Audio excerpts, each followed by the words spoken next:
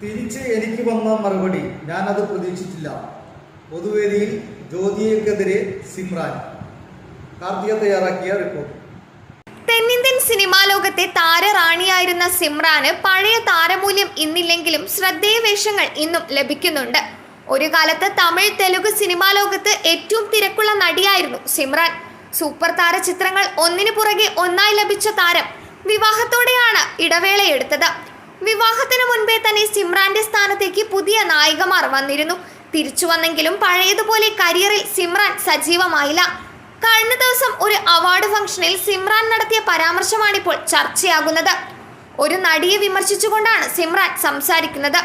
ഈ അടുത്ത് തന്റെ ഒരു കോ ആക്ടർക്ക് മെസ്സേജ് ചെയ്ത നിങ്ങളെ ആ റോളിൽ കണ്ടത് തന്നെ അത്ഭുതപ്പെടുത്തി എന്ന് പറഞ്ഞപ്പോൾ ഉടനെ തനിക്ക് മറുപടി വന്നു. കുറഞ്ഞത് ആന്റി റോളുകൾ ചെയ്യുന്നതിലും നല്ലതാണെന്നായിരുന്നു മെസ്സേജ്. വളരെ ഇൻസെൻസിറ്റീവായ മെസ്സേജ്. താനത് പ്രതീക്ഷിച്ചിരുന്നില്ല. താൻ തന്റെ അഭിപ്രായമാണ് പറഞ്ഞത്. നല്ലൊരു മറുപടി പറയാമായിരുന്നു എന്നെനിക്ക് തോന്നി.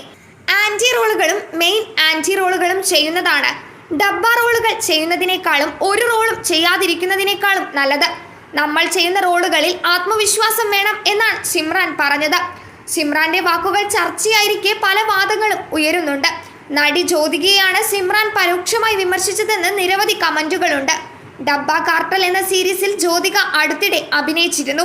അതുകൊണ്ടായിരിക്കാം സിമ്രാൻ തന്റെ വിമർശനത്തിൽ ഡബ്ബ റോൾ എന്ന് പറഞ്ഞതെന്നാണ് അഭിപ്രായം.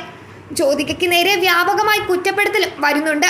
ജ്യോതികയേക്കാൾ എന്തുകൊണ്ടും മികച്ച നടിയാണ് സിമ്രാൻ. ബോളിവുഡിലേക്ക് കടന്നതോടെ അഹങ്കാരമായി എന്നിങ്ങനെ നീളുന്നു വിമർശനങ്ങൾ. അടുത്ത കാലത്തായി ജ്യോതികയ്ക്ക് നേരെ വലിയ വിമർശനങ്ങൾ സോഷ്യൽ മീഡിയയിൽ വരുന്നുണ്ട്. ഹിന്ദി സിനിമകളെ പുകഴ്ത്തുന്ന ജ്യോതിക തന്നെ താരമാക്കി മാറ്റിയ തെന്നിന്ത്യൻ സിനിമാ ലോകത്തെ വില കുറച്ചു കാണുന്നുവെന്നാണ് പ്രധാന വിമർശനം.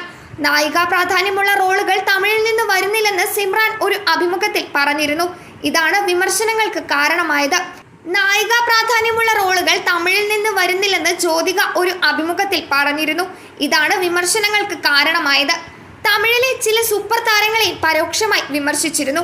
മുംബൈയിലേക്ക് താമസം മാറിയതോടെ ജ്യോതികയ്ക്ക് അഹങ്കാരമായി എന്നാണ് വിമർശകർ പറയുന്നത്. എന്നാൽ ഇതേക്കുറിച്ച് പരസ്യ പ്രതികരണത്തിന് ജ്യോതിക തയ്യാറായിട്ടില്ല. കുറച്ചു വർഷങ്ങളായി മുംബൈയിലാണ് ജ്യോതിക തന്റെ കുടുംബത്തോടൊപ്പം താമസിക്കുന്നത്. സൂര്യയുടെ ചെന്നൈയിലെ വീട്ടിൽ നിന്നും ജ്യോതിക മാറിയതിനെ കുറിച്ച് പല അഭിപ്രായങ്ങളും വന്നിരുന്നു.